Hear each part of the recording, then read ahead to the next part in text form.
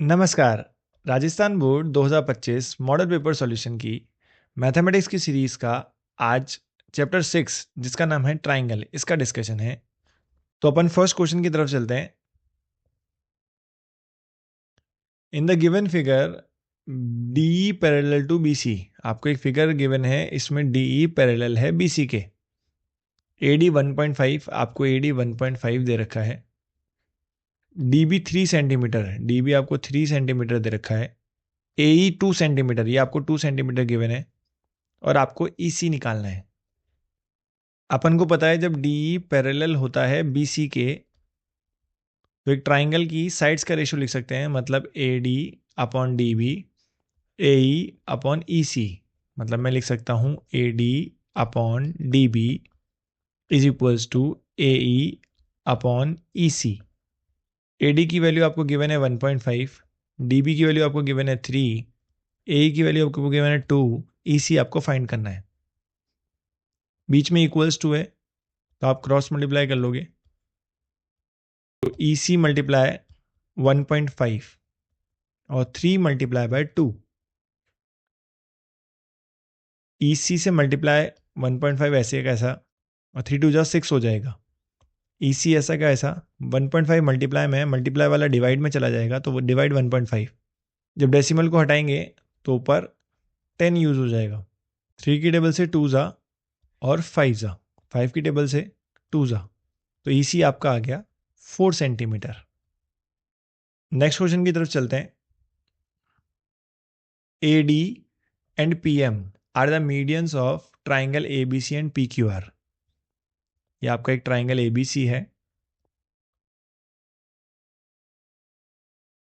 इसका एक मीडियन है ए डी। दूसरा ट्राइंगल है पी क्यू आर, इसका मीडियन है P M.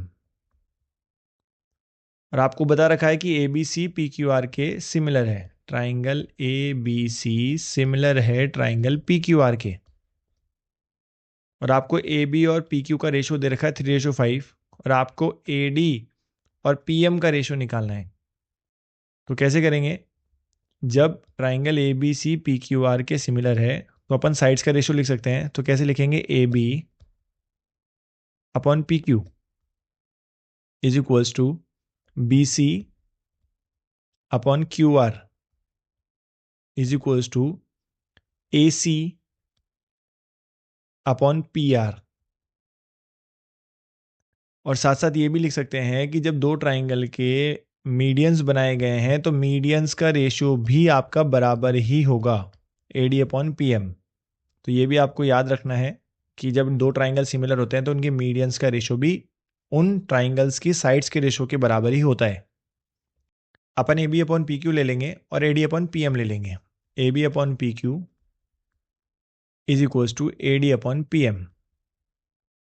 A B upon P Q अपन को गिवन है 3/5, क्योंकि इस रेशो का मतलब अपॉन ही होता है।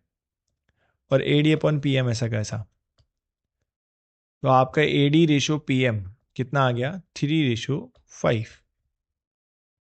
तो आपका जो ऑप्शन होगा वो सी सही हो जाएगा। अब अपन नेक्स्ट क्वेश्चन की तरफ चलते हैं। आपको एक डायग्राम गिवन है, डायग्राम में ओडीसी ओबीए के सिमिलर है। ओडीसी यानी ये वाला ट्राइंगल, ओबीए मतलब ये वाला ट्राइंगल, ये दोनों एक दूसरे के सिमिलर है। आपको ये 125 दे रखा है बीओसी, आपको सी डी ओ ये आपको 70 दे रखा है और आपको ओ ए भी निकालना है, मतलब आपको ये वाला एंगल निकालना है। क्या करेंगे? जब triangle O D C similar दे रखा है ट्राइंगल ओ बी ए के, तो एंगल ओ के बराबर है। अगर मैं इस ट्राइंगल को दोबारा बनाऊं तो यहां पर ओ है, ये ए, ये बी, ये आपका डी, ये आपका सी, ये आपका 70 डिग्री है, ये आपका 125 है। जब ओ के बराबर है इसका मतलब ये वाला एंगल इसके बराबर है।